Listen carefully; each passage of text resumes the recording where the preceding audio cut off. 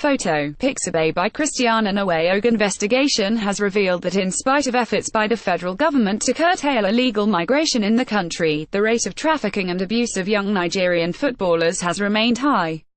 This is also as the regulations governing the transfer of underage football players has fallen short of halting the trend. Findings revealed that illegal migration of these young Nigerian boys is mostly carried out by criminals who purport to be agents, thereby defrauding desperate young footballers. Most of them operate out of Nigeria and Ukraine. Leadership Friday gathered that out of the over 15,000 young African players traveling to achieve their footballing dream each year, less than 1% of them realize this dream. Soccer data analysis also points to the fact that there are approximately 604 players with Nigerian nationality who currently play worldwide in clubs outside, of which under 400 play in 47 European. Out of 65 players currently playing in the 5 major leagues, England, Italy, Spain, Germany and France, only 17 play at the equivalent of the Premier League. Sadly, while a research conducted by Paris-based charity Foot Solidaire in 2013 revealed that about 15,000 young boys travel to Europe and other countries from West Africa each year, it pointed out that some travel by air, mostly to Eastern Europe, using short-stay visas, while others walk across the Sahara Desert to countries like Tunisia and Morocco, taking dangerous boat journeys to various parts of Europe. The report has it that once in Europe, they are abandoned after parting with their family's life savings. While those who are lucky enough make it to the trials, those who fail are abandoned by the agents as they no longer serve any economic value. When faced with this, those left with no money are most times too ashamed to let their families back home know the truth. They overstay their visa and become destitute on the streets of Europe. With this staggeringly revelation of high figure of trafficked Nigerian youths, it is surprising that the average age of these trafficked players is 16 years. While fraudulent agents break several laws, it is important to remind Nigerians that Article 32 of the International Convention of the Rights of the Child, adopted by the US on November 20, 1989, stipulates that the states recognize the right of the child to be protected from the economic exploitation and not to be compelled with any work comprising of the risks are likely to compromise its education or to harm its health or its development. Physical, mental, spiritual, moral or social legislation aimed specifically at protecting young people in sport includes the European Parliament resolution of 29 March 2007 on the future of professional football in Europe, and in 2001 the international governing body for football Fédération Internationale de Football Association (FIFA) introduced the regulations on the status and transfer of players of FIFA. While RSTP, with some exemptions, prohibits the international transfer of minors under 18 years. Despite these regulations, some clubs still recruit in Africa, some players at 14, hence the need for FIFA and national football associations to do more to keep clubs informed about the regulations that protect minors. A widow, who resides in Nyanya, Rosemary Akor, narrated how God spared her son who chose football as his career from slavery, adding that he was back to the country but at a football academy in Jos, Plateau State. She explained that, in a bid to help my hard-working son, I collected rent from my late husband's house for enrolling him into a football academy in Cameroon where they were to allegedly take part in trials for European clubs, while getting secondary school education.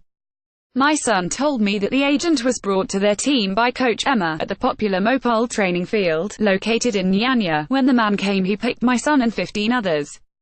The coach, according to my son, had boasted of links with clubs in Germany, Italy, and Russia, promising them trials with German clubs, but he later discovered he was a dangerous scam.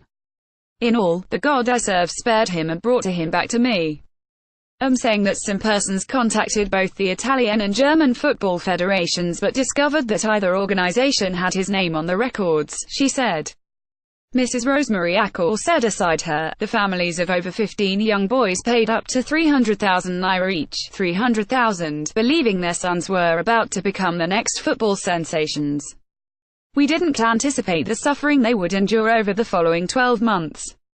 Akor's mother explained that the 1,149 kilometers journey from Lagos, Nigeria, to a small town in western region of Cameroon, 5 hours from the capital, Yaoundé, took them almost 3 months. Arriving at the camp, it was obvious to Akor that things were not quite what they were promised. For one thing, it was nothing like the luxury training facility they had expected, his mother explained. Leadership Friday checks revealed that the financial transactions were done via money service businesses, MSBs, whose anti-fraud control and KYC checks aren't always as stringent as banks. Other cases involved those who had fraudulently established bank accounts in the names of Premier League football clubs. A graduate of law from the University of Calabar, William Ibe, narrated how he lost his childhood friend in a car accident. He said, "My best friend Daniel Okun, not real names, who hailed from Akwa Ibom State, was taken at the age of 16 from Calabar believing that he had a trial at a top club in England. The agent who took him did not ask for any money but initially took him to Cameroon where the boy was made to work for no money and was essentially held against his will," he said. eBay narrated that the agent later transported Daniel Okun to England after acquiring a fake passport. Luckily for him, he was able to escape with the help of the Red Cross but died in a ghastly car accident along Port Harcourt, Akwa Ibom Road for eBay. Had Daniel not died on transit, he may well have been subjected to some form of slavery, UAL exploitation, or better still, co-opted into a life of crime. Meanwhile, the federal government has, in a desperate move to curb the scourge of trafficking, abuse and illegal migration, set up a committee to analyze and proffer remedies towards making the trend unattractive.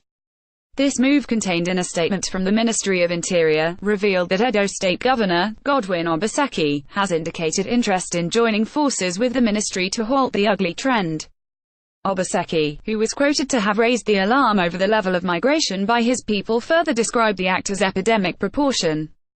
The governor, who was at the ministry for the partner with the Nigeria Immigration Service, said, "Irregular migration of Edo State indigenes has reached epidemic proportion, and from the data of returnees kept by the state, more than 63% of trafficked persons were boys, which is an aberration, sixth from their usual practice of trafficking mostly girls."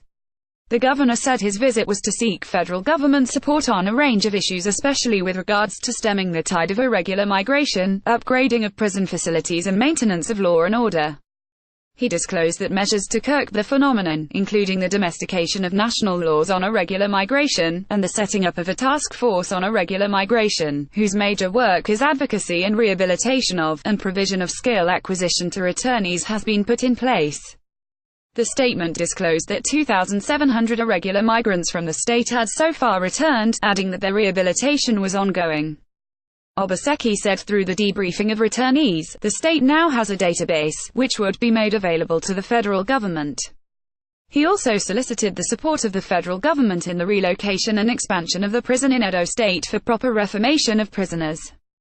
Meanwhile, the statement added that the federal government has taken steps to curb irregular migration by raising a committee to examine and proffer solutions to the underlying factors making such migration attractive. Said the proposed committee, with membership from Edo State and other front-line ministries, departments and agencies, MDAs, Ministries of Justice and Foreign Affairs, Department of State Services DSS, Nigeria Immigration Service NIS, and the Nigeria Security and Civil Defense Corps NSCDC, are to propose ways to contain irregular migration of citizens, especially the youth, from Nigeria to other countries. Minister of Interior, Abdul Rahman Dambazaru, as contained in the statement, said the situation on ground was sad and was a sharp departure from the norm in which Nigeria was a major and attractive destination to migrants, to Nigerians irregularly leaving the country in a desperate bid to migrate to other countries.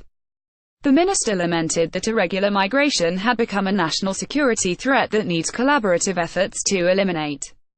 On prison reforms, he said the federal government has made headway, and presently working with state governments to upgrade Nigerian prisons to meet minimum world standard. He assured the governor that the federal government would partner Edo State to upgrade its prison facilities, maintain law and order, and curb irregular migration in the state.